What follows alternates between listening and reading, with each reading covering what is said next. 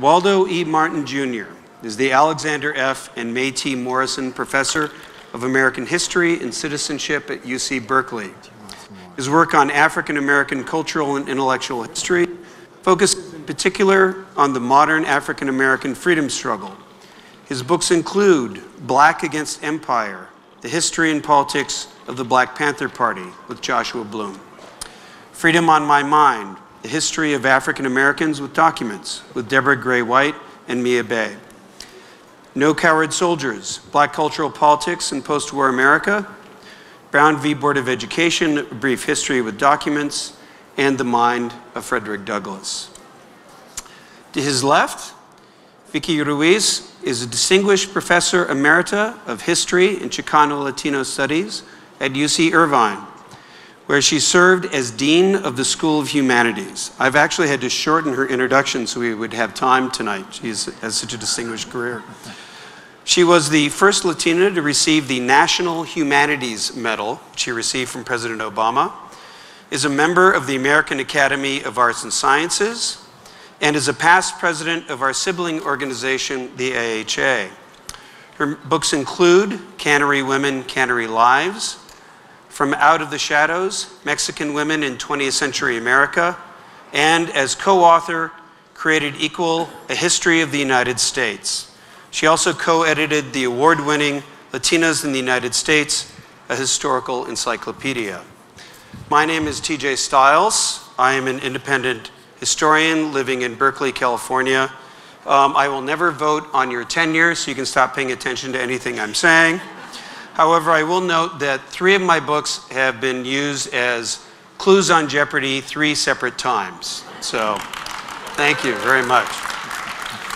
I assume they will now defer to me throughout the rest of the panel.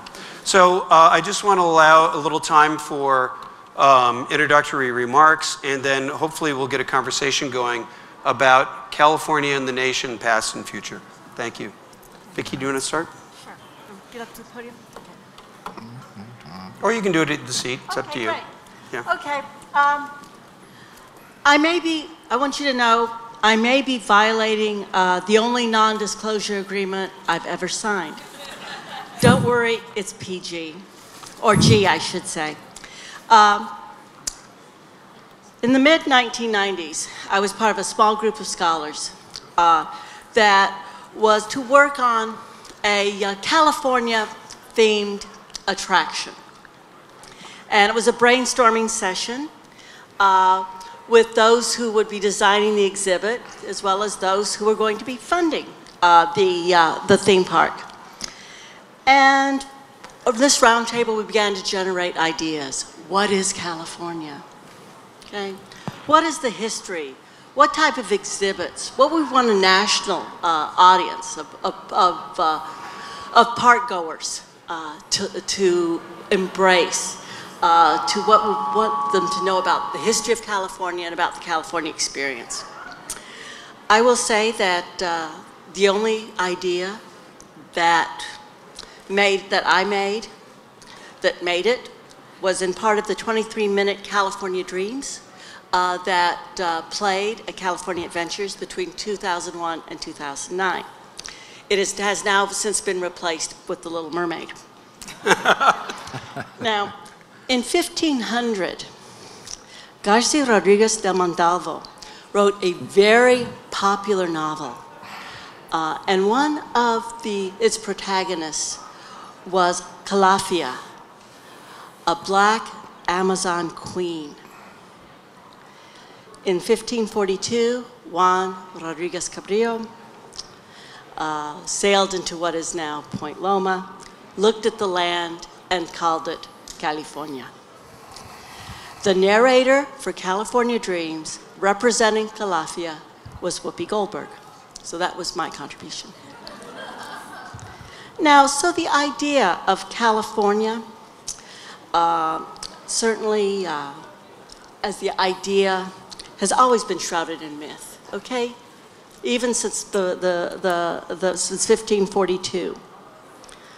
For me, in 1977, I came to California both to discover something that I'd read only a couple of books on, called Chicano history, and also my own self-discovery.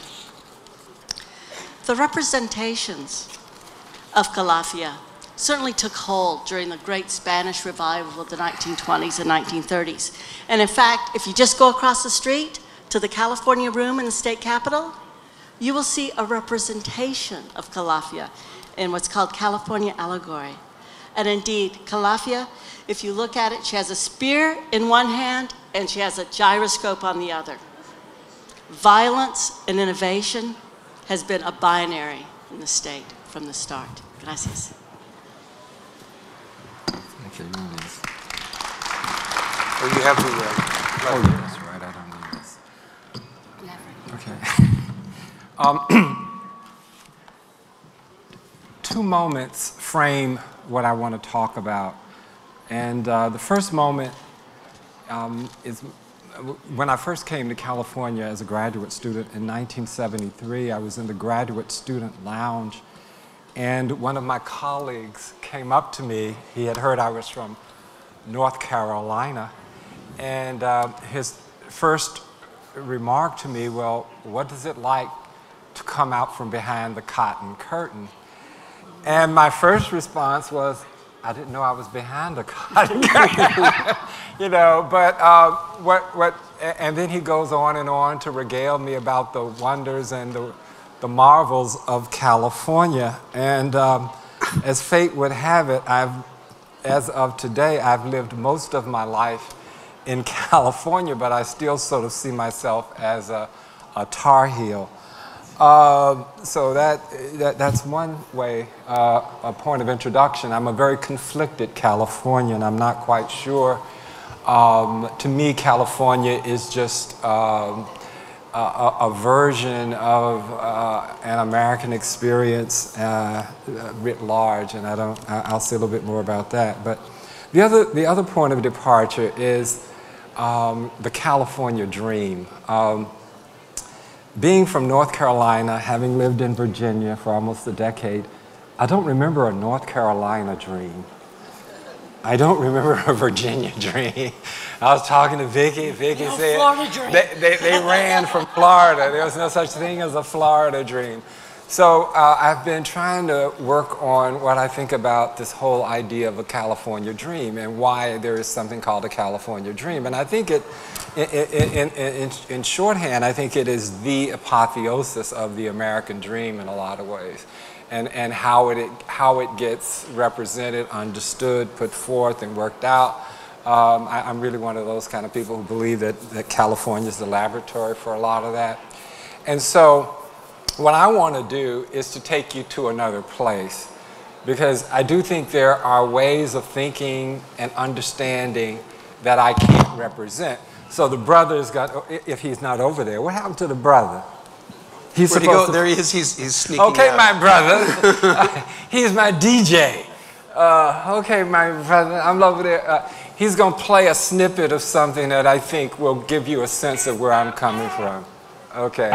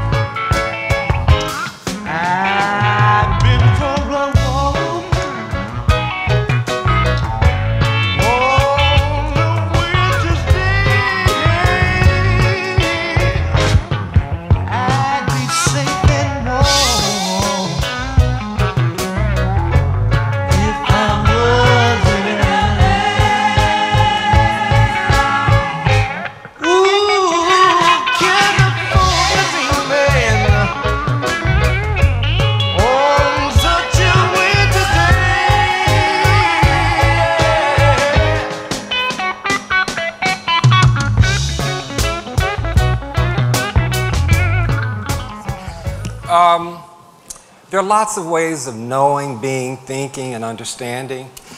This is a particular version of a very popular song by the Mamas and Papas, but it's given to you in a very funk, Parliament, funkadelic kind of Jimi Hendrix-inspired style. And what I want you to understand is that the brother who created this was basically Detroit, but when I heard this, it made me think of sort of another West Coaster, Jimi Hendrix, because I think there's a way that those on the West Coast, those on the left coast think and act and be, especially coming out of chocolate cities, especially coming out of sites and neighborhoods and communities where that black people inhabit. And they sort of have a particular vision, a particular understanding. And I like to think of it as sort of a wizened optimism, sort of a very, very critical and probing optimism, or better yet, a kind of hope. And so there are three things that sort of really stand out to me, and that's this whole idea of dreaming, because I think dreaming is very, very important, because if you can't dream, if you can't imagine, then you can't create, you can't struggle, you can't sort of try to realize your best self. So I spend a lot of time with my students trying to get them to try to think about imagining a better world. And to me, one of the issues is freedom. And we have all these wonderful conversations about freedom. But what's always very clear to me is that they're very, the conversations get very tense around issues of economics. A lot of my students are very, very comfortable with poverty. They're very, very comfortable with economic inequality. They are rhetorically opposed to the worst excesses of capitalism, but they neither articulate a critique or a deep understanding. And so I try to push back. I try to, say, I'm for abolishing all inherited wealth. I'm for a massive restructuring of the West. And they look at me and they say, we're going to get rid of you. You must go. But it seems to me that as I think about California and the experiences that I've had over the last several decades, the thing that really horrifies me is the growing economic inequality in this state. And I live in Berkeley too. And when I first came to Berkeley, there was a visibly black population there because they could afford to live there. Increasingly, that is no longer the case, and it's largely a function of a lack of resources, especially black wealth. And so when I think about California, I think it's an extraordinary place. To me, the myth, the dreaming is very, very important. I think it's generated a lot of really exceptional contributions to not only the state and the nation, but the world. But what I really want us to do is think long and hard about how we got to the place where we are, given sort of the current state of economic inequality and wealth disparity, and how we can envision, dream, imagine a better California, dream a better California future. And to me, it has to start with sort of trying to think about a more economic, egalitarian society. And I have ideas about this, but I'm getting ready to leave the stage. And so I hope there's some young people out here who have some ideas about this, because you're the ones who are going to do something about it. But that's what I'd like to push, because I think California is going to be and should be on the forefront of any effort to try to do something about equalizing resources in the nation, because I think that's absolutely essential. The other kind of thing that I'm really, really committed to is, and my students gave me this term, being woke, W-O-K-E. When I was coming up, it just meant being vigilant and strong in the struggle, but my students keep telling me about being woke. And I think this is another thing that's absolutely essential. I grew up in a world, and I continue to inhabit a world where I don't understand how you can expect to have a better world if you don't fight for it. I don't understand the notion that some of my students come to me with, that out of the goodness of the heart of the powerful, the less powerful and those who have no power will all of a sudden get a better life. I just find that to be totally incomprehensible and ridiculous. Frederick Douglass said it best. Power concedes nothing without a demand. It never did and it never will. If you expect something in this world, especially if you find yourself in the relatively less powerful position, you have to fight for it. So I'm a strong advocate of mass insurgency, fighting back, a black freedom struggle rooted in resistance and protest. And so one of the things that has made my life so exciting in the last several years is Black Lives Matter, sort of the resurgence of a militant, activist resistance movement that harkens back to a variety of such movements over the course not only of California history, but the national history. So I'd also like us to engage in a conversation rooted in what kinds of struggles we need to engage in, because I'm committed that without those struggles, the next generation will not live a better life. And why do I care? I have a 22-year-old granddaughter who is the center of my universe, and I want her to have the best of all possible worlds. I want her and her colleagues to live in a better world. The final thing that I want to say is I take this very, very seriously. You know, I love the music, and the one song that I play constantly and work with my students around is a Bob Marley tune. I first heard it 1970, when was this? I think it was 76, Bob Marley, Greek Theater, Berkeley. You know, a haze of some kind of smoke. You know what I mean? Picture it. But until the philosophy which holds one race inferior and another superior is finally and permanently abandoned, everywhere is war. War in the East, war in the West, war down south, war up north. Everywhere there will be war. And why do I sort of want to end with this? Because I think we're far too complacent, not only around issues of economic inequality, but other forms of inequality. And having been black for all my life, all my conscious life, there may have been another one that I'm not conscious of. You know, I live that, breathe that, and so I want to make a shout out for trying to think about the relationship between economic inequality and racial inequality. I see them as interpenetrating and, you know, inseparable. What my students are always amazed at is why black people don't have any wealth. White people have a lot of wealth, black people have no wealth. It's a no-brainer, basically. But, you know, and we try to puzzle, well, how do you enhance black wealth? Well, I try to tell my students, what about my 40 acres and a mule? We can start there with some interest laid on it.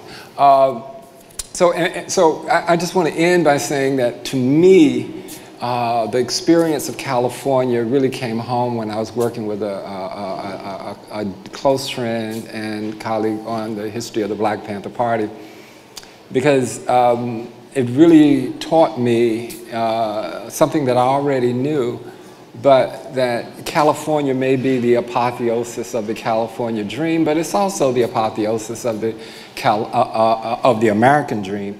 But it's also the apotheosis of the American nightmare, and that is both, sometimes at the same time. And what we really have to do is try to work through and understand that paradox. And I think the black experience, not only in California, but throughout this nation, sort of like helps us to come to grips with that. So with that, that's it for me. Okay, that's all. That's actually leads right into what I wanted to just start talking about, which is this question which is before us right now of the attack on the very idea of diversity in the United States. And this is the 150th anniversary year of the ratification of the 14th Amendment. Now, the 14th Amendment is the part of the Constitution that officially deracialized the United States. Obviously, not in full effect, but officially it did. It created birthright citizenship. There were actually proposals recently to amend the 14th Amendment to get rid of it. So this is very much at the center of obviously what the immigrant experience and the fight over immigration is about the nature of citizenship, what it means to be an American. The 14th Amendment guarantees due process, equal protection of the laws. It's the basis of civil rights legislation, of the claim for equal rights. It also, through the incorporation doctrine, gives everyone the benefit of the Bill of Rights. And this is something one of the framers of the 14th Amendment said on the floor of the House of Representatives, John Bingham. He said, this proposed amendment simply gives to the Congress the power to enforce the Bill of Rights. Because, of course, before the incorporation doctrine and the 14th Amendment, the states violated the Bill of Rights all the time. I mean, not only was abolitionist literature banned, not only were there state support for churches in North Carolina, you had to be a professing Christian to be able to vote until the 14th Amendment. So I am free because of the 14th Amendment. Why does it exist? It was in response to a political crisis driven by black self-assertion with emancipation and then after emancipation. With political meetings, organization, petitioning Congress, forming political clubs, and a violent retaliation by the former Confederates, the former slave owners in the South. But at the same time as it was being framed and put forward, the resistance came from California. Why? Because there was a fear that it would make Chinese immigrants citizens. And so this moment, this 150th anniversary, isn't just one of those little set pieces that maybe there'll be a news item about. This brings together not only California, but all the issues that are present in America and that are so concentrated and important in California. Who is an American? What are your fundamental rights as an American? And so, these fundamental rights we have, as historians here, we know, are a result of struggle and conflict and often went in directions that people don't realize. And so, the question I would like to pose to you is that, where do you see the conflicts in California that have, there have been conflicts over economic inequality, there have been conflicts over immigration. There's been, of course, genocide in California.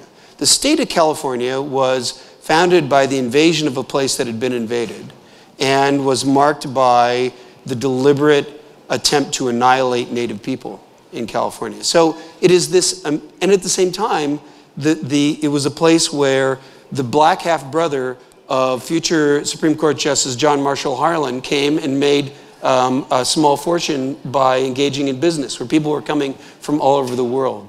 So, as has just been said, it is this place of amazing diversity and possibility and also intense conflict and oppression.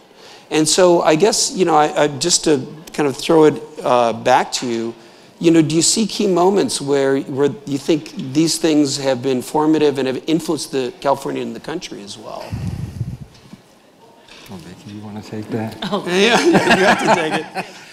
Vicki and I were trying. If you don't like that question, just answer a different one. That's okay. And as Vicki, we've all been thinking, we know there are people out here who know more than we do Absolutely. about some of these things. Yes, we're going to welcome questions if anybody, if you from the tradition, if you feel so moved by the spirit to offer some knowledge, you might want to raise your hand and we'll run around with this. So. Yeah. Well, I think about Erica Lee's work and America at the Gates, that really when you talk about immigration, California is the leader in exclusion. The Chinese Exclusion Acts. Okay, and who, of course, then to complicate, is leading the charge? the Working Man's Party, led by an Irish immigrant, Dennis Carney. So there's this incredible triptych that's going on at the same time that you had, over 1 million people deported or repatriated, Mexicans, between 1929 and 1934. The same time this is going in LA, and the work of George Sanchez, who says that in his book, Becoming Mexican American, how it's almost every family in Southern California has to make a decision whether they're going to stay or going to go. You have the sesquicentennial in 1931 of the founding of the city of Los Angeles, where you had city operators picking up the phone and saying, "Buenos dias, city of Los Angeles." So there's this whole, it's this whole Mexican in vogue, where there's, there's the tile roofs. I'm thinking of Phoebe Coop's work. I'm thinking of all sorts of better homes and gardens, the iconography, where, this is the start of Fiesta plates and the popularity. Yet, there is this sort of repellent of, sort of like the food, hate the Mexican. And it's one of the things, if you lived in California, I lived in Orange County for 16 years, where you would go to a Mexican restaurant and the patrons next to you who would be talking loudly, would be talking about, the illegals. Or a protest that I witnessed of the Minutemen in Newport Beach, California, where the elderly citizens, they're holding their signs, they're dressed in guayaberas. So you begin to think, okay, what is this discontinuity? What is it that through this, and yet there's so many myths surrounding California. I was able to be part of a group that hosted students from Freedom University, of dreamers from Atlanta, Georgia, who came to UC Irvine, and they thought they were in heaven. For them, this was freedom. Okay, this to them was, I'm in California, I can get a driver's license, I could do this, I can do that. And then talking to them, well, California, is a land of incredible economic inequality, of very deep racial fault lines, and it was like, that was not sort of part of their consciousness. And part of the things that I certainly wanted to talk about today, and I am going to call on someone, is what do we do as scholars? What do we do as historians? Most of us are generally well compensated. And I wanted to talk to you about what can we do. And I know that someone whose scholarship I admire, but also admire their activism, is Professor at UCLA, Kelly Lytle Hernandez. And Kelly, are you still here, or did you leave? Did she leave? Oh no, Kelly left. Okay, because I was going to talk to her about her work. It's the $1 million, it's called the $1 Million Hoods, in working with communities to talk about the cost of mass incarcerations and what it does in terms of communities of color in California, and really letting the community sort of push the agenda, do the research that communities want, to talk about the ways in which we can partner. I think too often when we talk about community partnerships, it's like outreach. Hi, we're here from the university and we're here to help. No, we're not. Okay, it's kind of like the New Deal presentations. But what we have to do is partnerships and listen and take their lead and learn from them. And so the way in which I hope the people will share about things that they've been doing in the community, the way in which the old sort of student movement credo, go back to the community with your education. What a way in which it's not just going back in the community with education, but the way in which the community can educate us. Yeah. There are two things happening at Berkeley that I think that really excite me, pushing in this direction.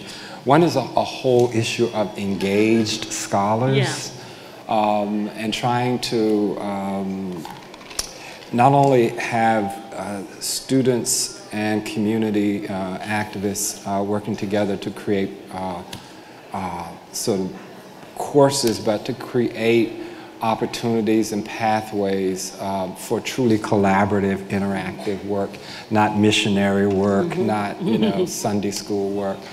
The other thing that is really, really exciting is a program where formerly incarcerated students are creating a whole series of experiences for themselves and for the larger university as they come back and take degrees at Berkeley. And I've worked with a number of these students, and I've been engaged in a number of projects with them. And this is very exciting to me because we all know about the crisis of mass incarceration, but how do we then begin to reincorporate those who come out of those institutions not only back into society, but back into institutions like Berkeley.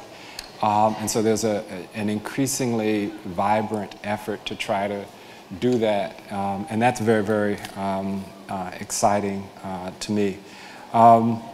The other kind of thing that is totally fascinating, and I think this might be something that the group might want to talk about, and that's sort of this notion of guns. I'm always interested in sort of I grew up around guns because I grew up sort of around country folk, and country folk have guns. They hunt, they do all these kinds of things. So my father had a whole bunch of guns. And so this also meant that even though I wasn't very, very good at it, you know, people know what to do with them. And so there's this notion, and my students really love this, of African Americans as nonviolent, civil, disobedient, turning the other cheek people. And I don't know where they got that. That's none of the people I knew. And so I think they tend not to understand that as a tactic, as something of a strategy. And so when the Black Panther Party stands up, like Malcolm and a few and others, and says, you know, we're going to defend ourselves by any means necessary, that made total sense to me. That was the community I grew up in. It was a totally black community. No white people came up in there and messed with us because they knew they'd get their head blown off. So I don't quite, I think we need really... the gun control laws. Oh yeah, but see, this is the thing, you know, Negroes with guns create all kinds of inconsistencies, contradictions, and paradoxes, you know, because we can't stand Negroes with guns. But that's the other kind of thing, you know, there's this sort of bifurcation, there's this different way in which self-defense, you know, some people can stand their own ground, but when people of color stand their own ground, it creates sort of a problem with that understanding. And that gets to sort of the whole thing around it. We're supposed to talk about police brutality, trying to think about state violence, and sort of the whole history of state violence and how communities of color have responded to that, how they have sought to fight back. I know of lots of these kinds of issues in California. And the thing that has been most insightful for me, well, the thing that I've learned the most from my students about, and we're puzzling through, is trying to think about a history of the United States that centers the experience of indigenous people. This land is their land, so you're trying to think about, well, what would a history of the United States look like if you centered the experience of indigenous people? And so one of the classes that I teach, this is one of the things, this is the challenge. And California is an extraordinary laboratory for this. And so we've done a lot of work thinking about indigenous people in California and sort of not just what was done to them, but what they in fact have done for themselves, how they have, continued to be here, how they have survived, and what enables that. And so that's been, and so when we had the pipeline protests a few years ago, and there was a student in my class who was very, very active in that, it just blew the whole thing open for my class. And what we really began to do was to talk about, so well, what kind of citizens are in fact indigenous people? How do you talk about their citizenship? How did they come to have the particular kind of citizenship that they do? And so this whole question of who and what is a citizen, how it worked itself out across sort of these racial fault lines, We have extraordinary conversations about this, and I think these are the kinds of conversations. When I have these conversations in my class, we should take this and go forward with this somewhere, because I think this would really, really be an important kind of public conversation. Well, there's another, just to touch on that point. Of course, California is a land of migration, not just immigration, but migration. And right now, the large majority of Native people in this country live in a cosmopolitan area.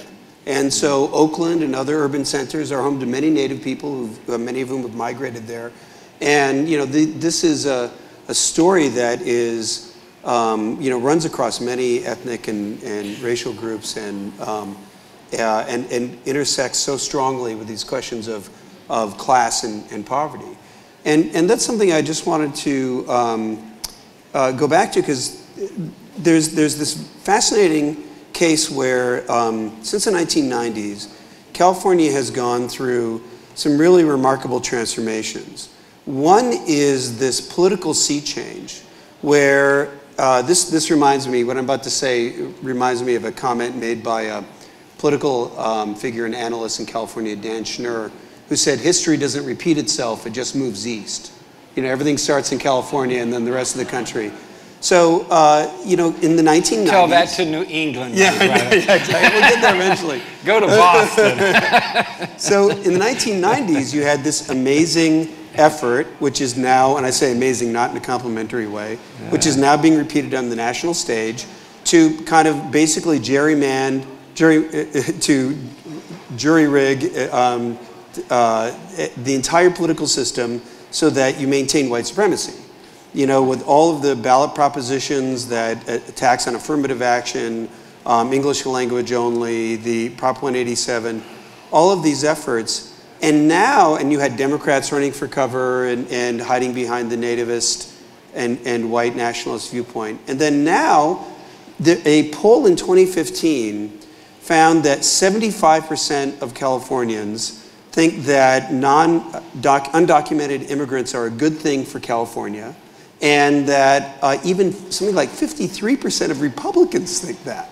With certain caveats, but that's a remarkable sea change. And the way in which, because of this nativist standpoint, the Republican Party has taken such a hit, that's fascinating. And yet, of course, this is not like some glorious moment where everything's fine. That's not at all true.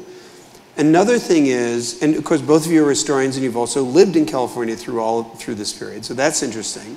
And another thing is the economic transformation, in which this huge tech boom, first in the 90s and now more recently, which has both brought wealth to California and made it this dynamic center. Again, I think in 2015, the last year I saw figures for, there was more venture capital invested in California than in all the other states combined. The amount of money pouring into California is tremendous. And yet, it's highly localized. It has tremendous racial and gender disparities. And it has had repercussions for the communities in which they're located, with housing costs and other problems, cost of living increases.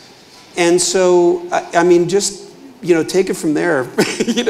What are the challenges what are the struggles that are going on right now? How are people addressing these things right now, and how did they address things in the 90s? Where was that grassroots struggle that helped to, from your perspective as historians, that have made the positive changes, even though there's still things that are left, undone? Do you have any thoughts on that? My basic position about this is basically this money has made it unaffordable for most people I know. And so a lot of people are leaving California, or they're being forced, forced out of the Bay Area or out of Silicon Valley or out of the San Jose.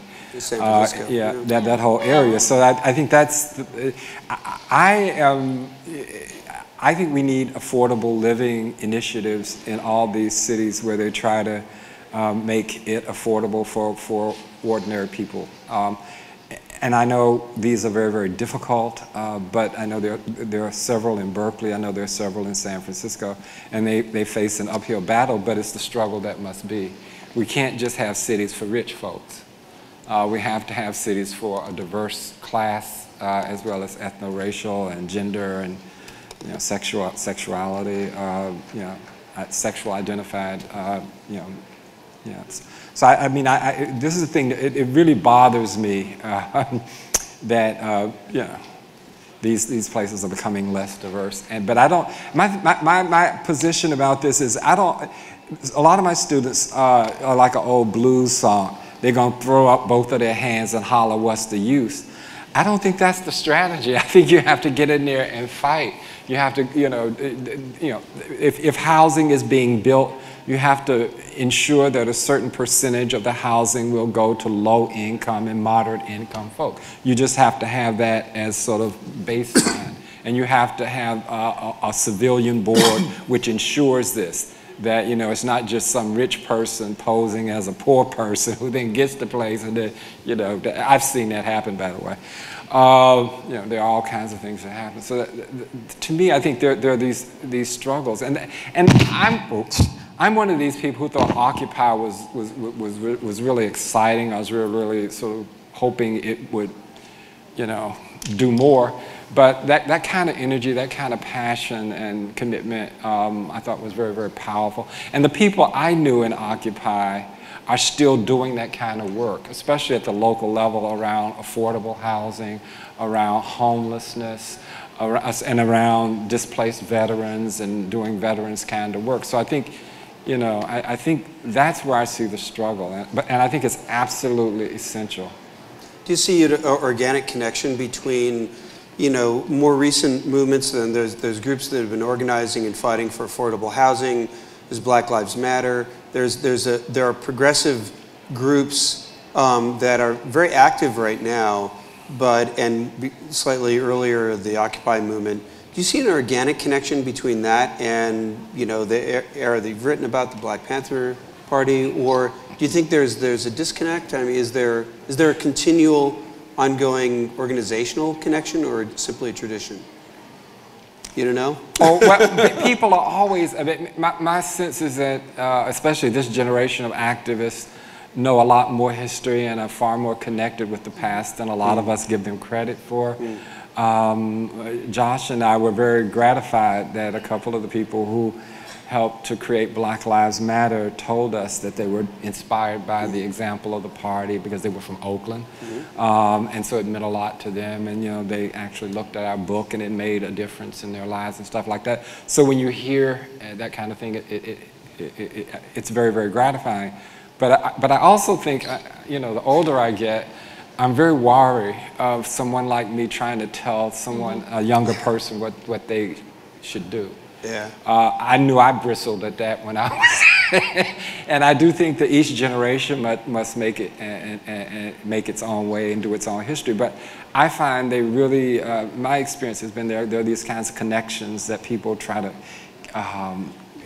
across generations, try to create and sustain. Yeah. What I was you need your microphone. You might want to. Thinking about,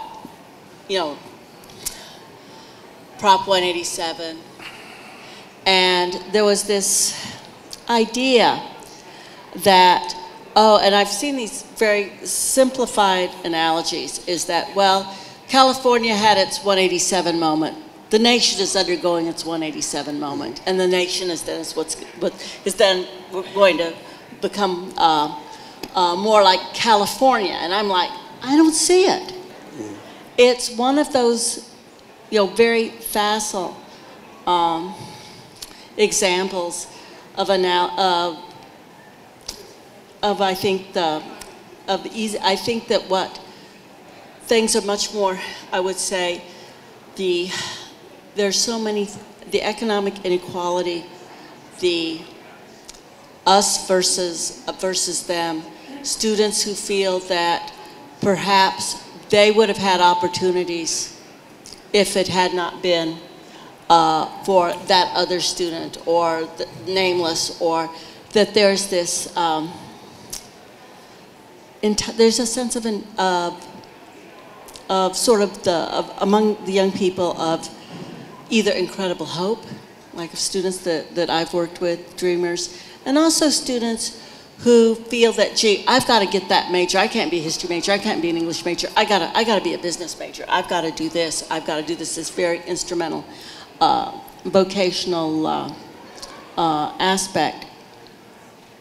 But I think that the economic inequality, I look at the homelessness and the homelessness situation, and the ways in which, you know, you pass bond measures in Los Angeles for, you know, help, and you know, and very little gets done.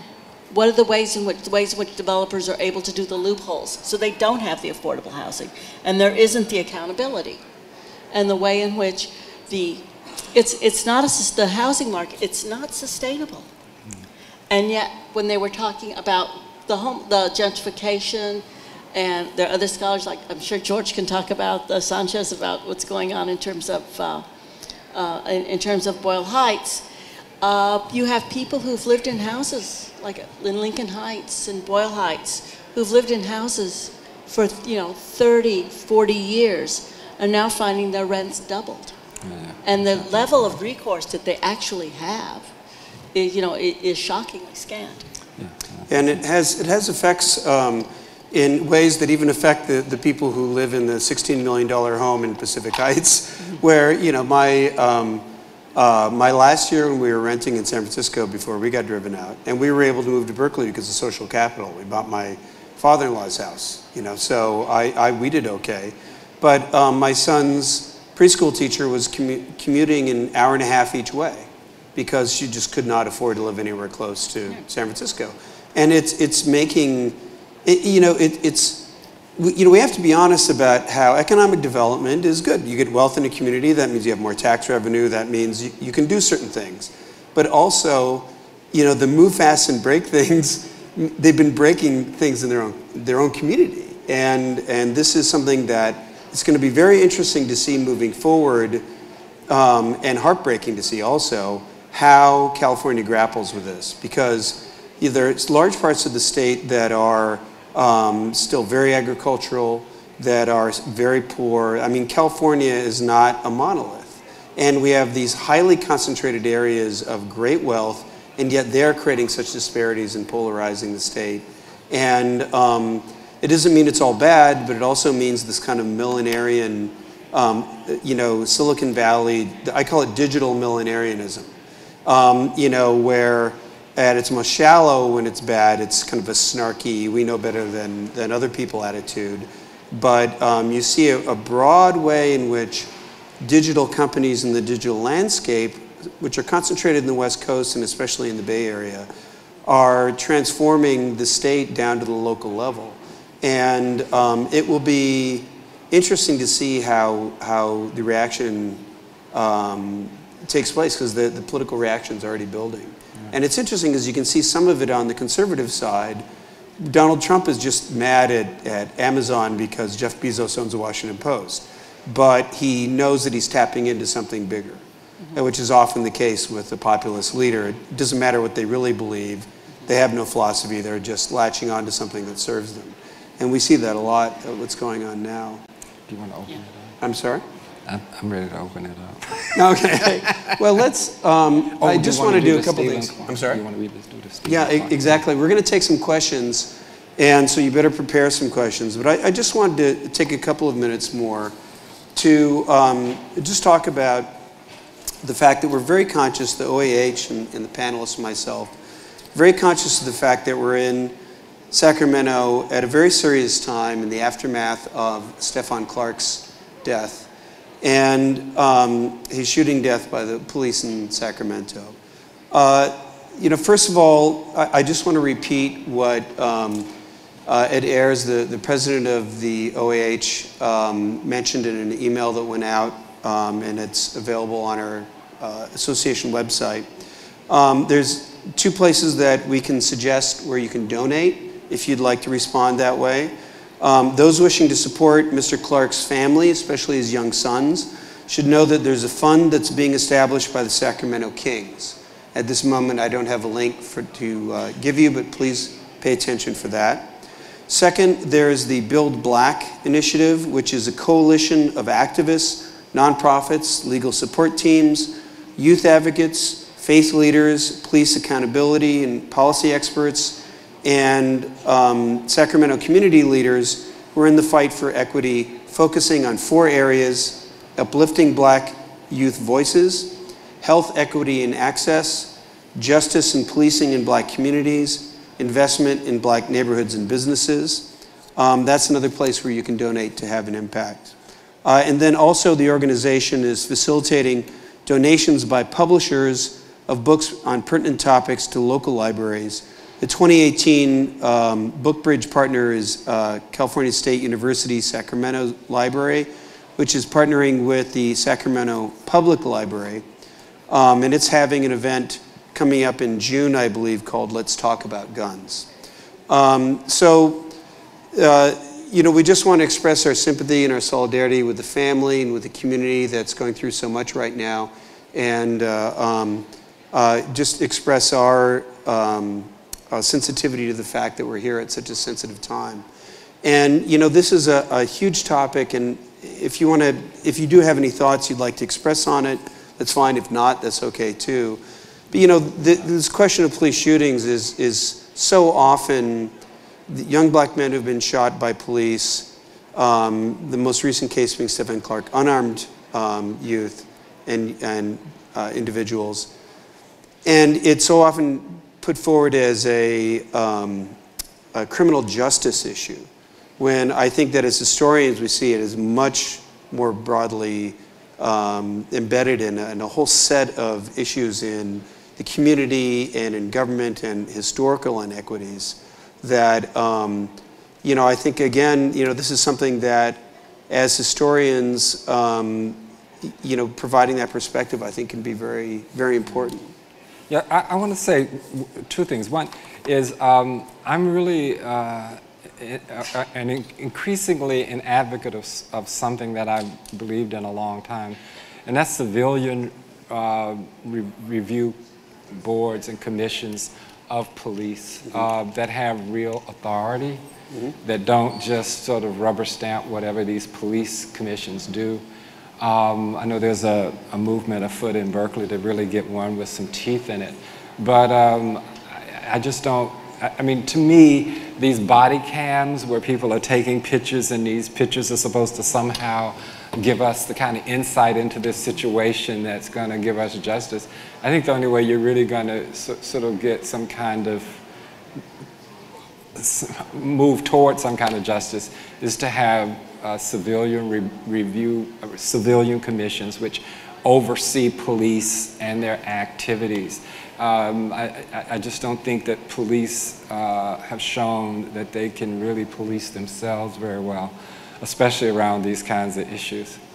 So I mean, I'm increasingly, you know, people always say, well, what do we do? I think that's one thing you can do, and I think, you know, because I think that's one thing that makes sense to me. For me, it's one of the most... Oh, I'm sorry, your microphone, please. For me, a singular moment of moral courage stands out for me in looking at 20th century U.S. history. And that's when Mamie Kill demanded that the public open the casket, to let the public view what they had done to her son. And I think that we have to continue to demand that continual public viewing, that it's something that we can't take our eyes off, turn the channel, the distraction, that we have to be focused. And with civilian review, how do we make sure that they're actually independent? Who gets appointed? Why? Background. But I think it's something that we all, it's not an individual family, it's not an individual mother's grief, but we have to take responsibility. Yeah, I think that's a very important point. Again, since my area where I've worked in has been the 19th century, I just want to tie it back to what I started with, the 14th Amendment and Reconstruction. Yeah, I think that America was a great moment in American history, very hard fought, with huge setbacks afterwards. But Reconstruction, it reconstructed the Constitution, but white Americans didn't reconstruct themselves. There is an internal reconstruction that is still waiting to be done, where there is a sense, I think, that white Americans have that freedom, civil rights campaigns means freedom is something that is ours that can be extended to others, and you're still others. And that you know, America is us, and we let you guys in too, but it's still our thing. And you know, when a policeman, you know, I believe that some policemen are scared out of their wits when they see unarmed black men in the street. Why? Because that is a historical social construction that's gotten down to the instinctive level. And that I think that this is a hard road to really change the way people see another person walking down the street and don't think that person is the other. That person is, that maybe I'm the one who doesn't have a right to be on the street. You know, that level of kind of universality penetrating to the subconscious level, that is going to require huge struggle in public as well as private reconstruction. And I think America has barely started out on that road. And so, yeah, the legal changes, constitutional changes, they're hugely important. You can't get forward without that. And yet here we are 150 years after some of the great triumphs of Reconstruction, and we're still trying to get to the point where a black mother doesn't, or a Latino mother, you know, doesn't have to worry about her son going outside and going to the store. And until that moment comes, we won't be done. That's my personal opinion. I'm not speaking for the organization now. I would like to take some questions. Otherwise, we'll scramble away and get dinner.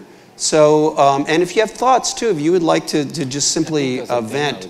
Usually at events, I can't stand it when people get up and lecture, but go ahead, it's all right. So there's a microphone over here, and there's a microphone over here.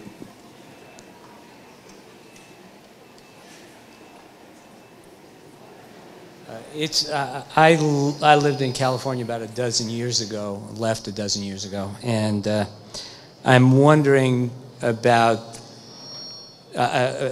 Dr. Ruiz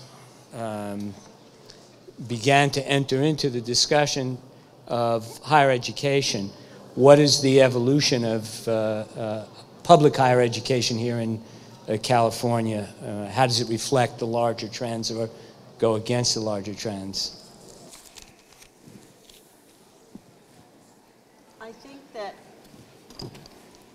I think it depends really on the university. I think that there are places that take community partnerships incredibly seriously, who I think that they're scholars, but there's also institutions to which, you know, the focus is on STEM, the march to STEM, and also the march to, at the UC Irvine campus, there's a Center for Innovation whose sole existence is to help faculty incentivize their research. And a great deal of money has been invested in that center.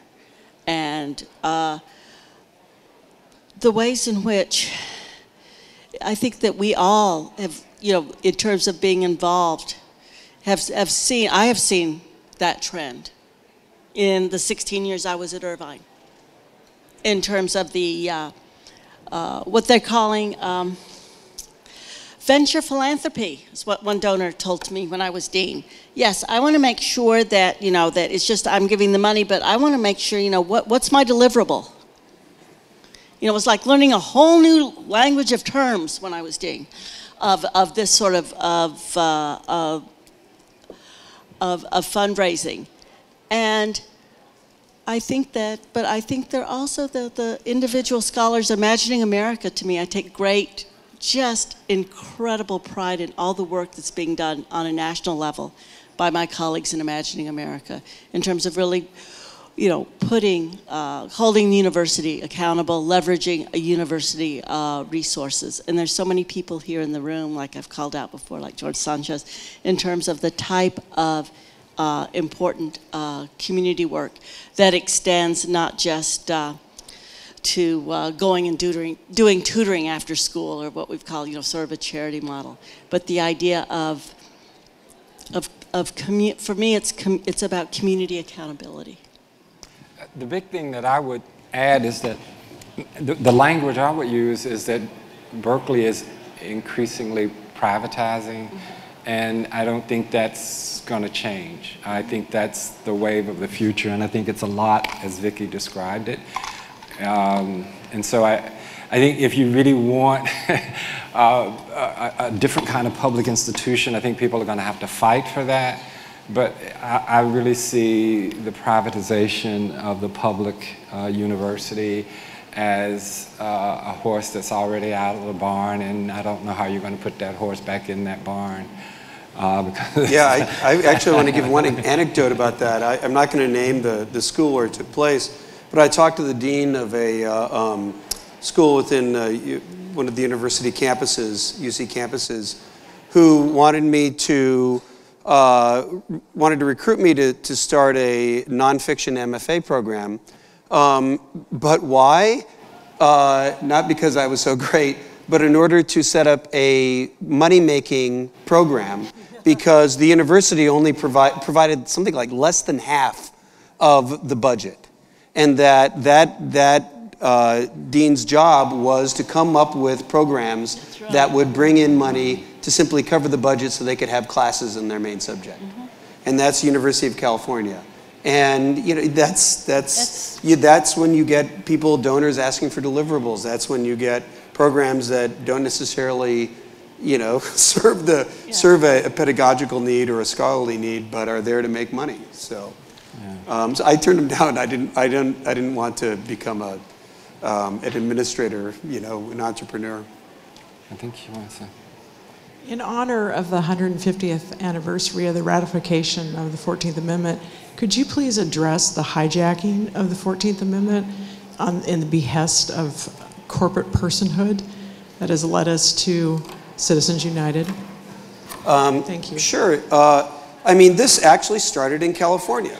The Santa Clara versus Southern Pacific Railroad case was one of the first big cases that turned the 14th Amendment into a defense of corporate personhood. And so, I often say railroads railroads gave the United States not only its hardware.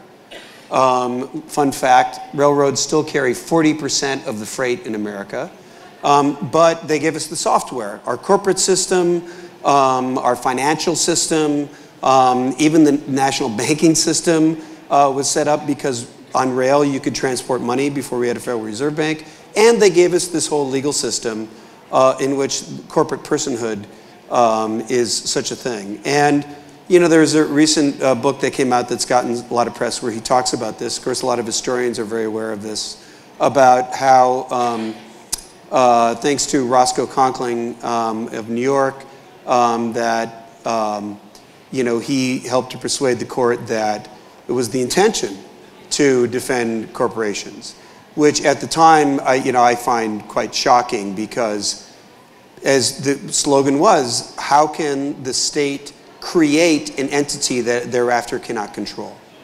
And you had Grangers and other groups saying, the state created this by law. How can you not pass another law that says, we're going to regulate them, etc.? But the idea of laissez-faire, truly laissez-faire government that steps back and says the corporation is a private entity representing private interests really arose starting in the 1880s and reached its heyday in the last couple decades of the 19th century, and it's still with us. And then we had a long decline where regulation came in, and then now we're in a new era with Citizens United, where that idea of the corporation not as a commercial entity created by law to serve a commercial purpose, but it is a person that can do everything but vote, has now become the law of the land, but the antecedents to that go back to the 1880s. So it really is quite a remarkable transformation that, the average person in the 19th century, their mind was boggled by. I've read lawsuits in which some of the early corporations were sued because they were being run with the sole view of profit, to quote one lawsuit. And now you get sued if you do anything but run the corporation for the sole view of profit. So that transformation is really quite remarkable. And it started in California. I think there's somebody over there. Yeah, I'm really glad to have been in this. Oh, my name is Joe Barry from City College, San Francisco. I'm really glad to have been in this session, and I'm really encouraged that people are encouraging people to take action and to link their historical knowledge and their institutional position to the needs of the day on the ground. I would like to build on that by making one more suggestion, that we look even more closely, not just at where we live and where we can engage in politics, like the city of Berkeley or Los Angeles or the Orange County, but where we live most of the time, which is most of us in higher education institutions, not just universities. In fact, most of them aren't universities, most of them are colleges. And see that just like as California is the richest place in the United States and also the most unequal, at least many of its metropolitan areas, higher education we could make much the same statements. Somebody made a comment, I forget who made it, at some point, that most of us have comfortable livings. Well, most of us don't have comfortable livings. 75% of the people teaching higher education classes are contingent. I just saw the figure that maybe 5 or 6% at any given time are homeless. Our colleagues, they're not in this room because they can't afford to come to these meetings. And so I would strongly encourage people to address our inequality at home and our casualization. I mean, the majority of contingent faculty are women. I don't think there's a single institution in the United States where the majority of tenured faculty are women. I may be wrong, I'd love to know, but I doubt it. And so it's very disproportionate, and people of color are much more likely to be contingent than to be tenured as well. So I'll just end by saying, one step that some people, if they choose to make, could be to go to a session on that subject, on the roots of resistance, because the casualization of higher education began here in California and then spread east with the rise of neoliberalism in the 1970s. And, it might be a discussion that would spark some interest and activity on the part of some people, and I'd love to see some of you there tomorrow afternoon. Thank you. Thank you. I'd like to respond. I was referring that comment. I referred to for people sort of in this audience, because I'm very well aware of the fact that, the majority of students who are enrolled in institutions of higher education are being taught by adjuncts. I have a number of graduate students who are going to probably make their career going from adjunct job to adjunct job as a freeway flyer. And it breaks my heart. And I really think that all of us bear responsibility and that we should be having a really hard conversation about the overproduction of PhDs and the way in which we can put some, in terms of career diversity, really what are sort of the whole panorama of careers, and not just the whole teaching. Well, we want you to get a 4-year job. Oh, I have so many students that I've taught that said, I'm the one who's going to get that R1 job. And so many people don't get that R1 job. I'm very glad that you made comment. I am a proud graduate of Gulf Coast Community College. And because of that, I was able to transfer. My son is a tenured community college professor, very lucky, someone who got out of the adjunct pool. And we need to have a conversation, and we need to ways in which that we can partner and we can make a difference. I understand the OAH recently received a gift to subsidize travel for adjuncts to the annual meeting, and this is an incredible start, because I do think we need to incorporate. I mean, look at the graying of the professional associations. I speak this as former president of the OAH, as former president of the AHA. We really skew older. And how are we going to, the ways in which we're trying to big tent, redefine what our mission is as historians, and redefine our mission as professional organizations. Thank you. Hello there. I am a student here at the Sacramento State, and I am also an immigrant and an immigrant to California. And so my California dream kind of starts a bit farther. And what I want to have at least the two of you address is the issue of immigrant children coming into K through 12 and also higher education systems. Sacramento, when I came to the US, was one of those cities that, it was marketed as one of the most diverse cities, but in a lot of cases, those students are overlooked. Oh yes, we tally that you're from Kenya and we have your flag on the wall, but for the real connections that need to be made in the classroom and elsewhere, those were projects that are simply not taken on. So how can we address those in class, and also community questions that are being overlooked? Yes, we celebrate diversity, but is it just to see people of color in the university, or are we also bringing them in, like you mentioned? Well, I think there's this idea that all members of that all the students who are considered DACA eligible, they're all from Mexico or from all Latin America. DACA students come from 192 countries. Yes, the majority are from Latin America. What are the ways in which we support students? I'm thinking of dream centers. It took a lot of student activism and a lot of pushing for the UCI Dream Center. What type of legal services? What kind of support? Food security is a big thing. From community colleges to the CSUs to the UC. Ways in which we can ensure that students don't go hungry.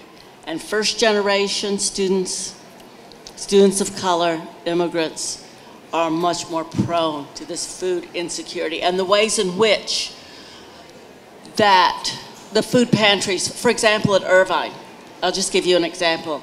And there's a wonderful, it ran out of the SOAR, the Student Outreach and Retention Center, where students would go. But you would see students come out there and they would just like put stuff in their backpack. They didn't want to come out with that bag of food. And now it's, the pantry's been relocated, so it's not like sort of in the campus center.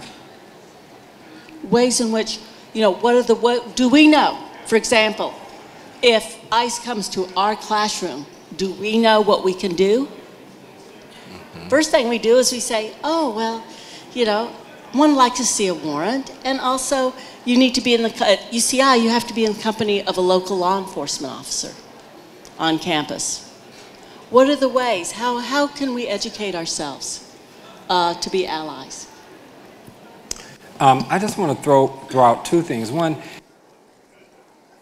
I don't see how you can begin to think about making a better world if you don't teach that we're all global citizens, that we're all interconnected, that the United States is just, a small part of a global community. And so sort of the notion of world citizenship and global citizenship and how we fit into that, I think is absolutely crucial from day one in terms of the way in which I think we should help our students think. And the other thing is the limitations of thinking about, one of the things I like to engage my students in is thinking about taking rights seriously.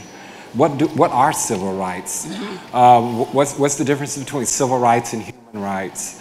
and try to get them to not only try to think through what some of these things actually are, but are there ways we might conceptualize and create a new framework for a better world where rights, sort of the rhetoric of rights doesn't circumscribe, who people are and what they're able to achieve. Because my sense is that we tend to be far too narrow in the ways in which we think about who we are and how we are ultimately connected around the world. And so I really hope that in Sacramento that they're teaching global citizenship, world citizenship, not just sort of a narrow local, state, or U.S.-based idea about citizenship. Is this on? Yeah, I think it is. Okay. This is not quite a rhetorical question, but maybe I just want a pep talk. Dr. Martin, I was very pleased to hear you go from historical issues to policy several times as you spoke. And it seems clear that there are plenty of activists who can be out on the street and occupy and be housing activists, and they don't see any disjuncture between pure raw passion and policy outcomes, questions of who's on the citizen review board, for example, and how you compose those boards, or questions of percentage of housing. Those kind of wonky questions can feel like passionate, answers to a problem. But I think for a lot of younger people, it's hard to see policy as serving their political passions.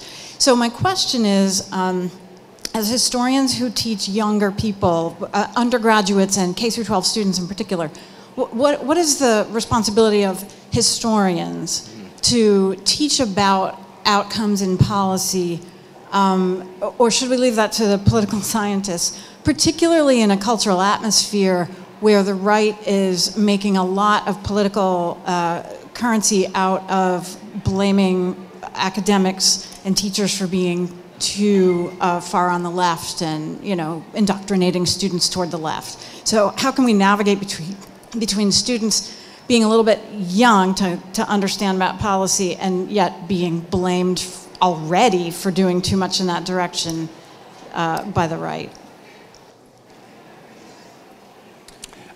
Basically, I come from a certain political perspective, but in my actual teaching, I try to give them a broad and view of possibilities and all kinds of things that one might do. Some might be labeled more conservative, some might be labeled more radical. I always tell them what horse I have in the race, because and that sometimes skews the conversation because people want to suck up to the professor. But I tell them you get more points if you don't suck up, and you have a good argument for not sucking up. But that's my thing. I like to give them a sense of the terrain, and I tell them what I would argue. It's like one of the best conversations I had in the last several years was around affirmative action. There was a guy who just stood up one day and said, "You all are full of shit. I'm totally opposed to affirmative action." And then he went on a 5-minute screed, and we were sitting there like this. But it was totally interesting because as a result of that, we had this conversation where, nobody ever really opposed affirmative action openly, and he did. And so it forced into the conversation why people oppose, sort of all the arguments. And so it was really bracing for a lot of my students because they were, quote unquote, they would be labeled, I guess, politically correct. And they'd heard these arguments, or read about them on a piece of paper, but they'd never heard one of their colleagues stand up and try to make these arguments.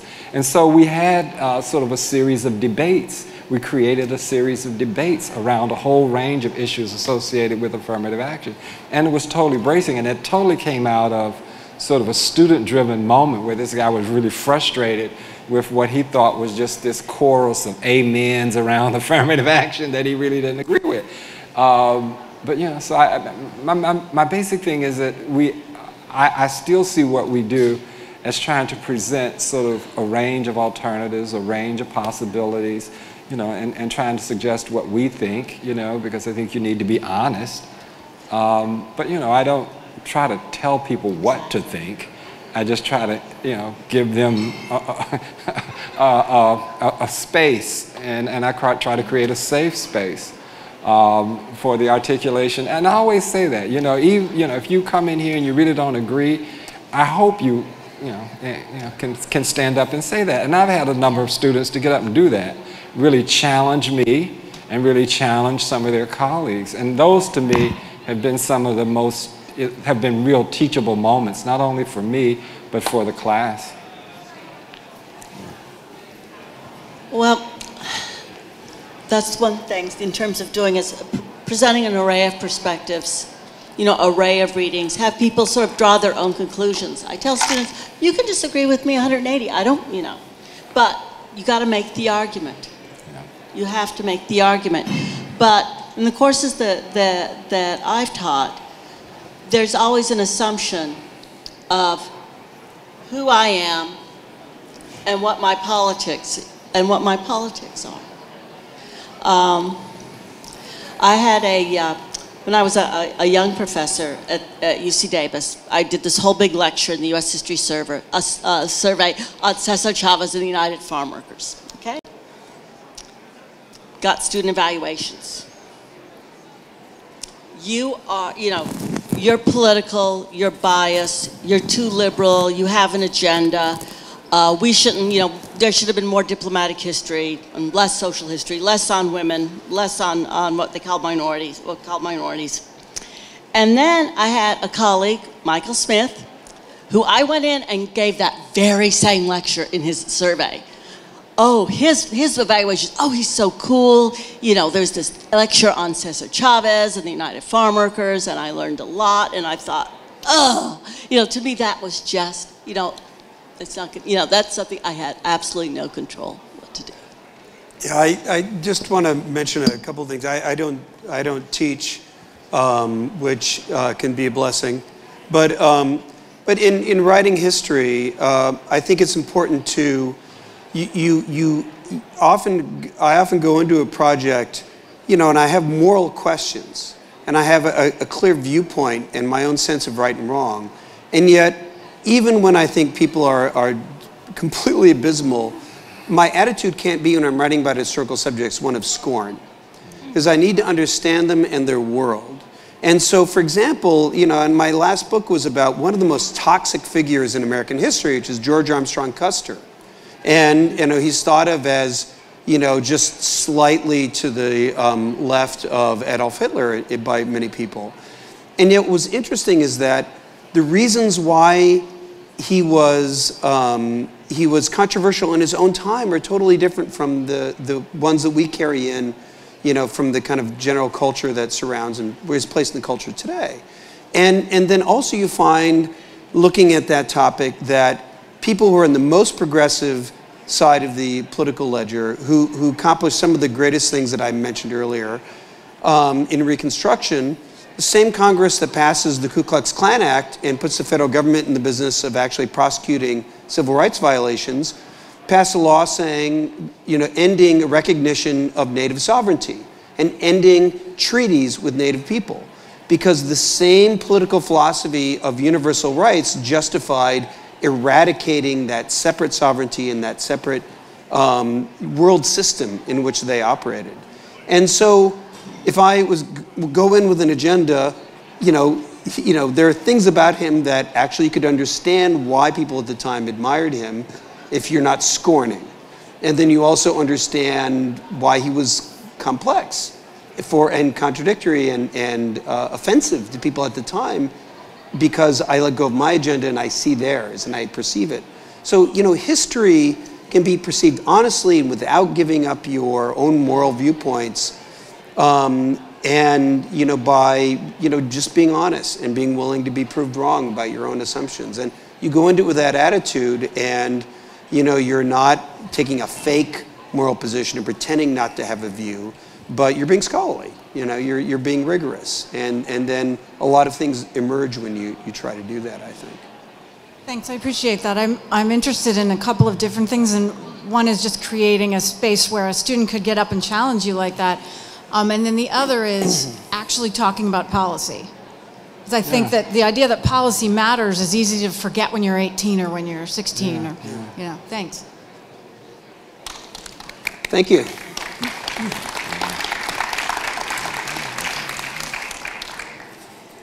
I think that's it. Thanks very much.